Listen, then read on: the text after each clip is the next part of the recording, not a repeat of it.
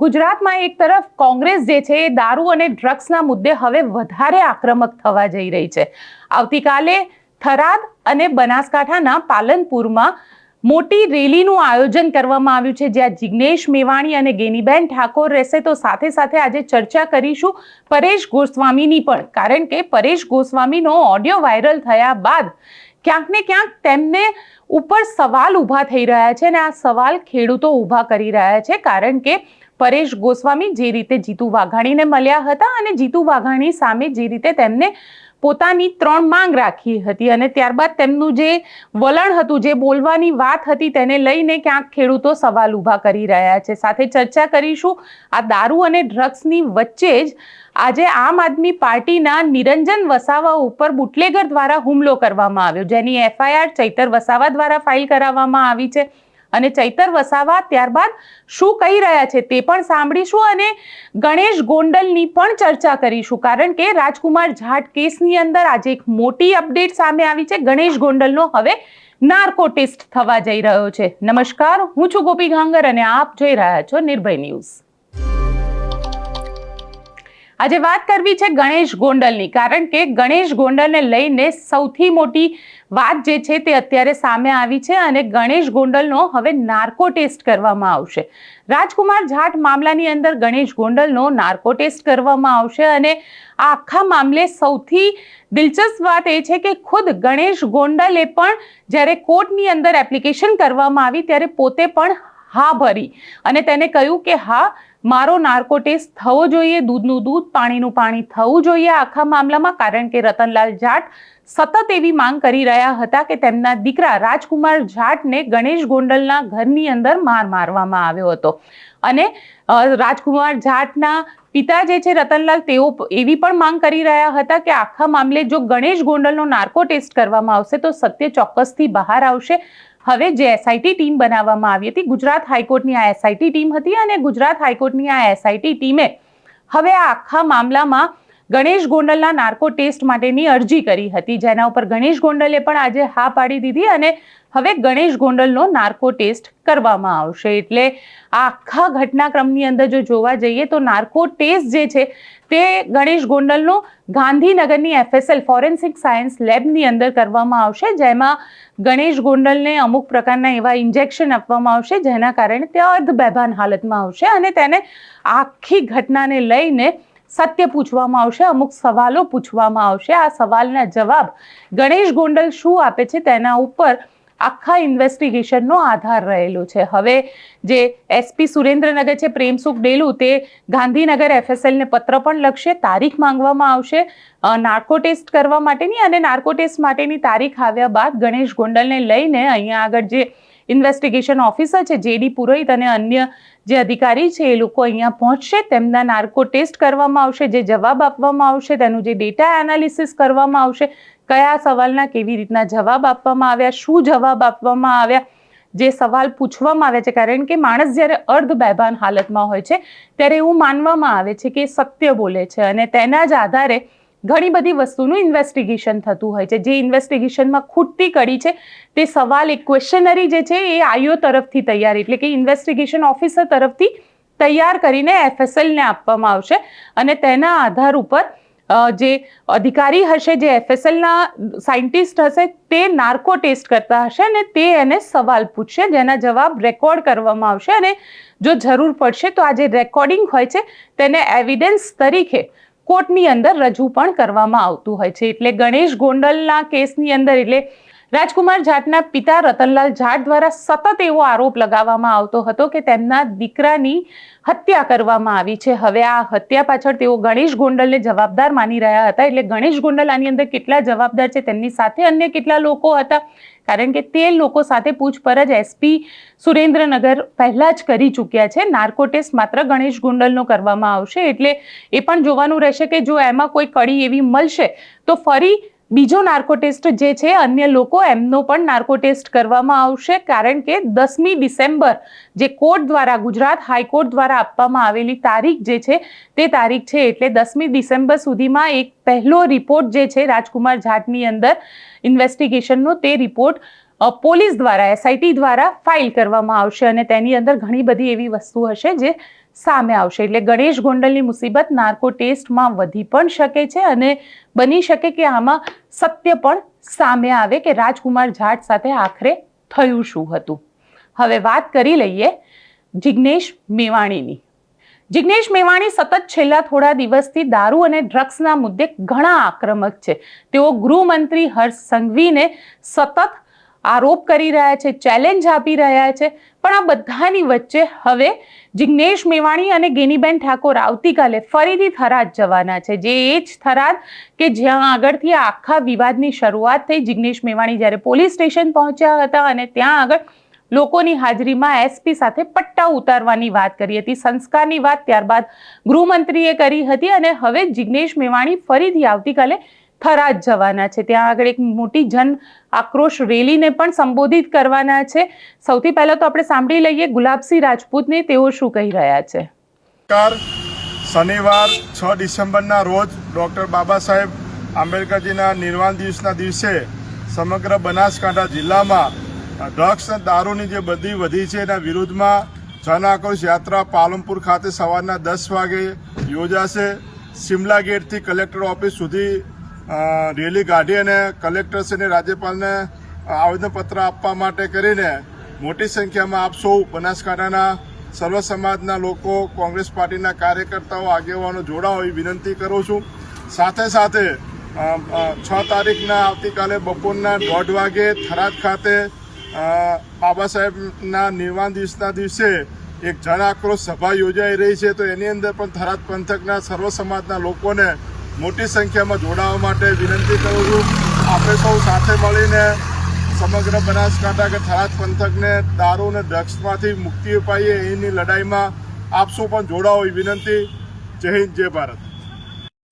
જિગ્નેશ મેવાણી અને ગેનીબેન ઠાકોર આ બંને જણા જે છે તે અત્યારે આ મુદ્દાને છોડવા નથી માંગતા, કારણ કે કોંગ્રેસ જે અત્યાર સુધી હાંસિયામાં આવી ગઈ હતી, ઘણા બધા એવા મુદ્દા કોંગ્રેસે લેવાની શરૂઆત કરી, પરંતુ આ મુદ્દાઓ જે છે એ લોકોની વચ્ચે પકડાતા ન હતા. પહેલી વાર એવું બન્યું કે દારૂ અને ડ્રગ્સના મુદ્દે લોકો કોંગ્રેસ સાથે જોડાયા. ઘણા બધા લોકો એવા છે કે જે લોકો કોંગ્રેસની સાથે જોડાયા છે, કોંગ્રેસના આ મુદ્દાને સમર્થન કરી રહ્યા છે, કોંગ્રેસના દારૂ અને ડ્રગ્સના મુદ્દે કોંગ્રેસને ખુલીને સમર્થન આપે છે અને એવું પણ કહે છે કે હા, ગુજરાતની અંદર આ સ્થિતિ છે. તો તેવામાં કોંગ્રેસને ક્યાંક ને ક્યાંક એવું લાગી રહ્યું છે કે જો પોતાનું રાજકીય અસ્તિત્વ સાચવવું હોય અને ખાસ કરીને બનાસકાંઠા વાળો જે આખો વિસ્તાર છે, ઉત્તર ગુજરાતના વિસ્તારની અંદર જો આ સાચવવું હોય તો તેમને દારૂ અને ડ્રગ્સનો મુદ્દો ક્યારેય છોડવો ન જોઈએ. અને કદાચ એટલા જ માટે અત્યારે રાજકારણ પણ ગરમાયું છે અને જિગ્નેશ મેવાણી હોય કે ગેનીબેન ઠાકોર હોય, આમ તો ગેનીબેન ઠાકોરને અમે કહીશું કે સૌથી પહેલા આનું જે દૂષણ જે છે, ઠાકોર સમાજની અંદર જે દૂષણ છે તેને દૂર કરવાનો તમે પ્રયત્ન કરશો તો પણ તમારા સમાજનું ખૂબ સારું થશે. કારણ કે આ આખા મામલે અલ્પેશ ઠાકોરે તો મુવમેન્ટ શરૂ કરી હતી, પરંતુ અલ્પેશ ઠાકોર આ મુવમેન્ટ પૂરી થાય, ઠાકોર સમાજમાંથી દારૂનું દૂષણ દૂર થાય એ પહેલા જ ભારતીય જનતા પાર્ટીમાં જોડાઈ ગયા. એટલે હવે એમને દારૂ એ મુદ્દો નથી લાગી રહ્યો. પણ ખેર, ગેનીબેન ઠાકોર અને જિગ્નેશ મેવાણી આ મુદ્દાની શરૂઆત કરી છે, તો આશા રાખીએ કે આ માત્ર રાજનીતિનો મુદ્દો ના રહે, પરંતુ આ મુદ્દે ખરેખર સમાજમાં એક પરિવર્તન આવે. હવે વાત કરવી છે પરેશ ગોસ્વામી અને ખેડૂતોની.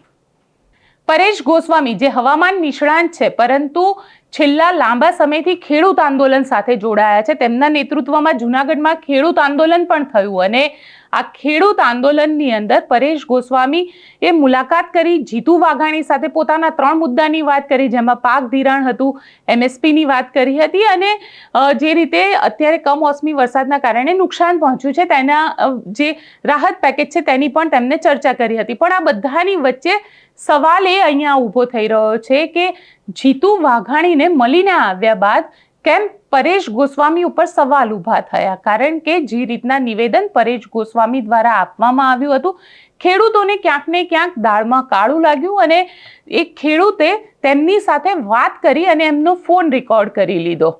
પણ આ બધાની વચ્ચે મેં પોતે પરેશ ગોસ્વામી સાથે વાત કરી. પહેલા એ ઓડિયો પણ સાંભળી જે ખેડૂતે પોતે રેકોર્ડ કરી લીધો હતો અને પછી મેં પરેશ ગોસ્વામી સાથે વાત કરી અને પરેશ ગોસ્વામીએ શું ખુલાસો કર્યો છે તે પણ સાંભળીએ.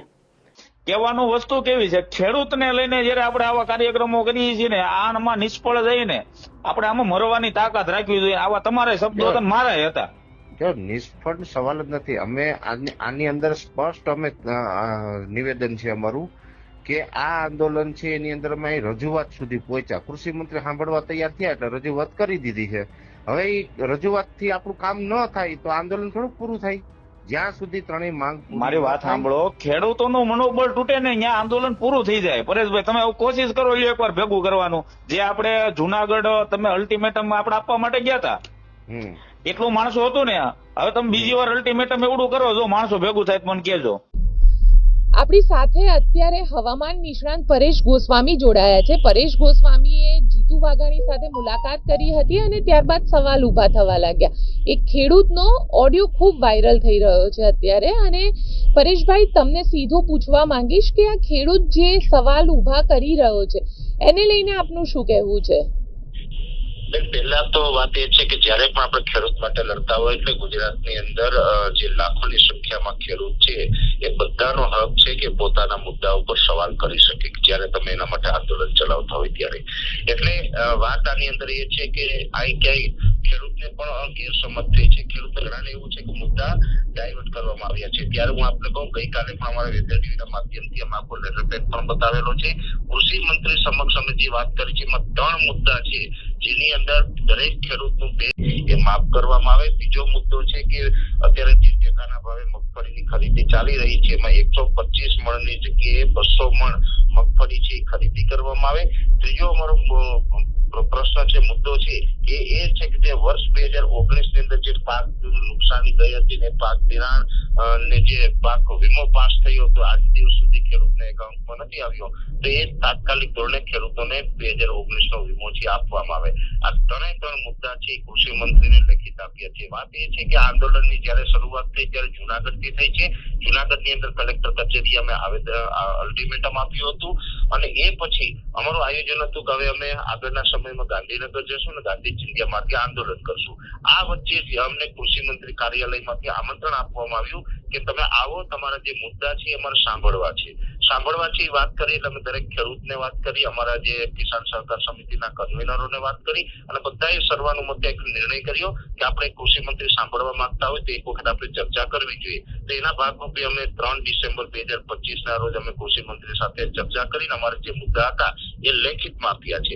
હવે જોઈએ છે આગળ સરકાર શું કરે છે. જો આ 3 મુદ્દા ઉપર કોઈ સોલ્યુશન નથી મળતું તો આ આંદોલન છે ગાંધી ચિંધ્યા માર્ગે છે ચાલુ રહેવાનું છે. આ 3 મુદ્દા જ્યાં સુધી સોલ્વ ન થાય ત્યાં સુધી ખેડૂતો છે લડતા રહેવાના છે. માની લઈએ કે કદાચ આમાંથી એક મુદ્દો સોલ્વ થાય અથવા તો 2 મુદ્દા સોલ્વ થાય, તો 2 મુદ્દા સોલ્વ થયા પછી પણ જે એક મુદ્દો બાકી રહેલો હશે એ મુદ્દા માટે પણ લડતું રહેવાનું છે. મતલબ કહેવાનું એ છે કે મરતે દમ તક 3 મુદ્દા સોલ્વ ન થાય ત્યાં સુધી કિસાન સહકાર સમિતિ છે આ 3 મુદ્દા સામે લડવાની છે. પણ પરેશભાઈ, કારણ કે ઓડિયો મેં આખો સાંભળ્યો, ક્યાંક ખેડૂતોને એવું લાગ્યું કે તમે થોડી જલ્દી કરી નાખી છે, કે તમારા ઉપરનો જે વિશ્વાસ છે એ ઓછો થઈ રહ્યો હોય.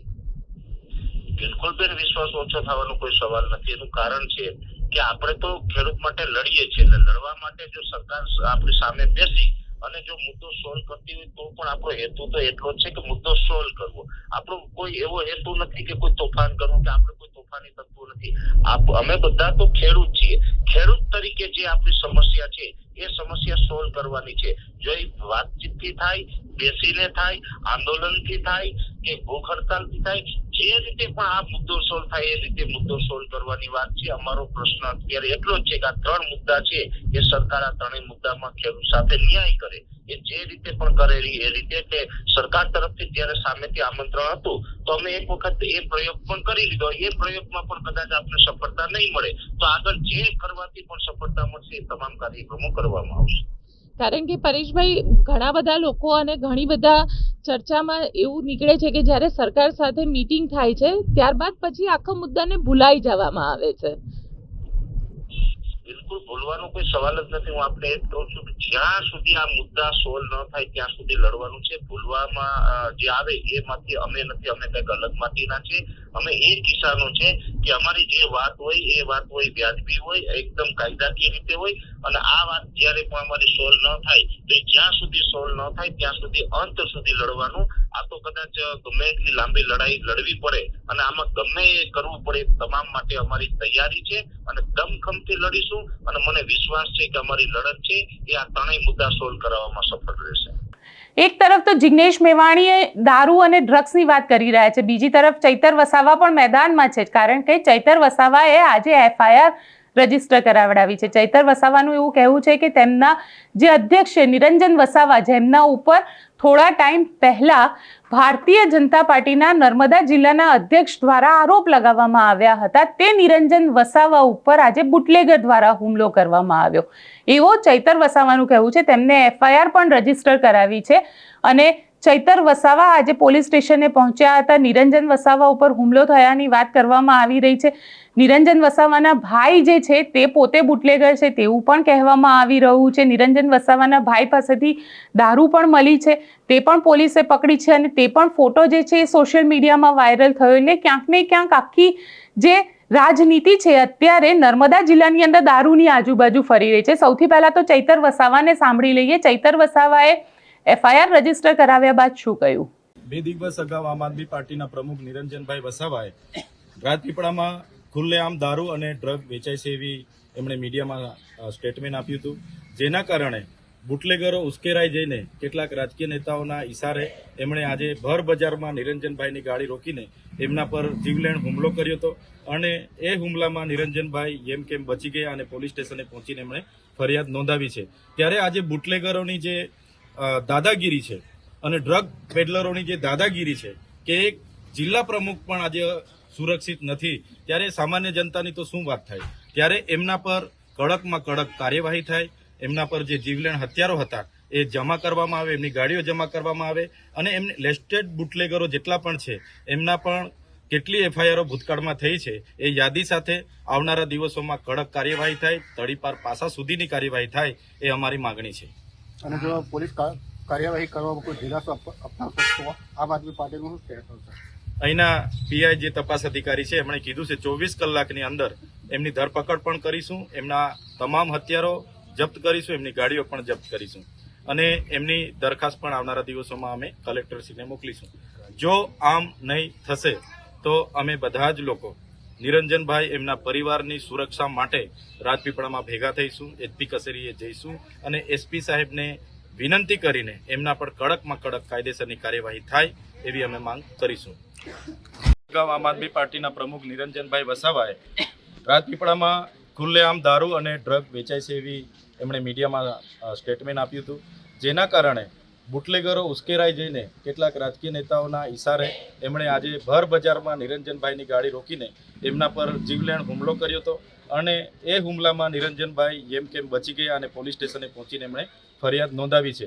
ત્યારે આજે બુટલેગરોની જે દાદાગીરી છે અને ડ્રગ પેડલરોની જે દાદાગીરી છે કે એક જિલ્લા પ્રમુખ પણ આજે સુરક્ષિત નથી, ત્યારે સામાન્ય જનતાની તો શું વાત થાય. ત્યારે એમના પર કડકમાં કડક કાર્યવાહી થાય, એમના પર જે જીવલેણ હથિયારો હતા એ જમા કરવામાં આવે, એમની ગાડીઓ જમા કરવામાં આવે અને એમને લેસ્ટેડ બુટલેગરો જેટલા પણ છે એમના પણ કેટલી FIRઓ ભૂતકાળમાં થઈ છે એ યાદી સાથે આવનારા દિવસોમાં કડક કાર્યવાહી થાય, તડીપાર પાસા સુધીની કાર્યવાહી થાય એ અમારી માગણી છે.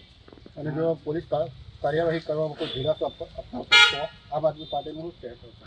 અહીંના PI જે તપાસ અધિકારી છે એમણે કીધું છે 24 કલાકની અંદર એમની ધરપકડ પણ કરીશું, એમના તમામ હથિયારો જપ્ત કરીશું, એમની ગાડીઓ પણ જપ્ત કરીશું અને એમની દરખાસ્ત પણ આવનારા દિવસોમાં અમે કલેક્ટરશ્રીને મોકલીશું. જો આમ નહીં થશે તો અમે બધા જ લોકો નિરંજનભાઈ એમના પરિવારની સુરક્ષા માટે રાજપીપળામાં ભેગા થઈશું, SP કચેરીએ જઈશું અને SP સાહેબને વિનંતી કરીને એમના પર કડકમાં કડક કાયદેસરની કાર્યવાહી થાય એવી અમે માંગ કરીશું.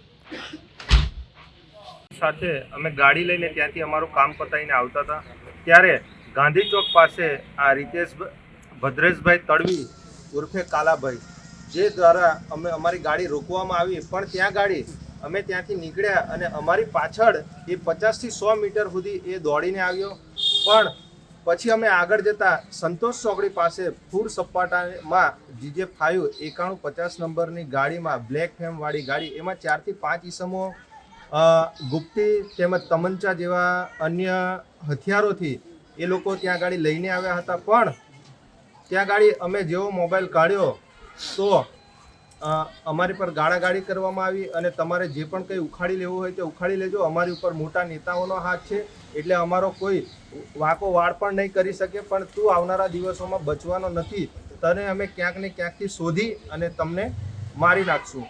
અને આ રીતેશભાઈ કાલાભાઈ જેઓ અગાઉ પણ લાખો રૂપિયાના દારૂ સાથે એ પકડાયેલા છે, એમની પાસે અત્યાર સુધી કોઈ પણ જે કાર્યવાહી કરવામાં આવે એ કરવામાં નથી આવી. અને એની પર જે મોટા માથાનો હાથ છે એમાં સાંસદ મનસુખભાઈ વસાવા, નર્મદા જિલ્લા પ્રમુખ નીલભાઈ રાવ અને નગરપાલિકાના પ્રમુખ કુલદીપસિંહ ગોહિલ, આ તમામનો એ પોતે ડ્રાઈવર છે અને અંગત માણસ છે. અને એમના જ દ્વારા અહીં નર્મદા જિલ્લા અને રાજપીપળામાં ખુલ્લે આમ દારૂનું કટિંગ થાય છે અને દારૂનો સપ્લાય થાય છે. એ આ તે જ બુટલેગર દ્વારા અમારી પર આજે એક હુમલો કરવામાં આવ્યો હતો. આ બાબતે તમે કોને જાણ? આ બાબતે અમે જે સંતોષ ચોકડી જે મહાદેવજીનું મંદિર છે ત્યાં ગાડી અમારી પર હુમલો કરવામાં આવ્યો અને ત્યાંથી અમે ડાયરેક્ટ રાજપીપળા પોલીસ સ્ટેશન પર અમે આવી અને PI સાહેબ અને POસો સાથે અમારી ફરિયાદ લખાવી. પણ તેમ છતાં અમારી ફરિયાદમાં આજે 1:15 વાગ્યાની ઘટના છે, પણ તેમ છતાં કાર્યવાહી ન કરતા એટલે અમારા ધારાસભ્ય સાહેબ ચૈતરભાઈ વસાવાજી અહીંયા સ્થળ પર આવી અને તાત્કાલિક FIR નોંધવાની માંગણી કરી છે. શું આશ્વાસન આપ્યું તમને? અમને કીધું છે કે જે એમાં 4 થી 5 ઈસમો હતા અને એ ધારદાર હથિયારો સાથે હતા, એમની પર 24 કલાકમાં એમને તાત્કાલિક એમને કસ્ટડીમાં મૂકવામાં આવે અને એમની પર જે ગુનાહિત ભૂતકાળમાં જે પ્રવૃત્તિઓ છે એમાં એમને પાસા જેવા અન્ય એ કરી અને એમની પર તાત્કાલિક કાર્યવાહી કરવામાં આવે. સ્પષ્ટ છે કે આ દારૂની જે રમત રમાઈ રહી છે ગુજરાતમાં તે રાજકારણથી વધારે કશું જ નથી. બધા જ નેતાઓ જાણે છે દારૂ ક્યાં મળે છે, કેવી રીતે મળે છે, કોણ બુટલેગર છે, ક્યાંથી આવે છે અને કઈ રીતે આ દારૂ સામાન્ય માણસ સુધી પહોંચે છે. જો ખરેખર નેતાઓને જનતાની પડી હોત તો ચૂંટણીના આગલા દિવસે જ્યારે વોટિંગ થતું હોય છે ત્યારે ચવાણું અને દારૂ આ જે વેચાય છે આ વેચાવાનું ક્યારનું બંધ થઈ ગયું હોત. પણ ખેર, નેતાઓને તો પોતાની રાજનીતિ કરવાની છે, પોતાના વોટ લેવાના છે. જિગ્નેશ મેવાણી હોય, ચૈતર વસાવા હોય કે હર્ષ સંઘવી હોય, ખેર થાય છે તો એટલું જ કે ચૂંટણીના આગલા દિવસે દારૂ અને ચવાણું વેચાય છે અને જનતા આ દારૂ અને ચવાણુંના આધારે પોતાનો વોટ કરે છે. ખેર, આપણે પણ આપણી માનસિકતાને સુધારવી પડશે, કારણ કે જ્યાં સુધી દારૂ અને ચવાણું આ બે વસ્તુ માટે જનતા વોટ કરતી રહેશે ત્યાં સુધી ખરેખર કહું છું કે પરિવર્તન તો બહુ દૂરની વાત છે. જે સારા માણસોની અપેક્ષા હોય છે રાજકારણની અંદર તે પણ નહીં આવે. આપ શું માનો છો મને કોમેન્ટ બોક્સમાં ચોક્કસથી લખીને જણાવજો અને અમારી ચેનલ નિર્ભય ન્યૂઝને લાઇક, શેર અને સબસ્ક્રાઇબ કરવાનું ભૂલશો નહીં. આભાર.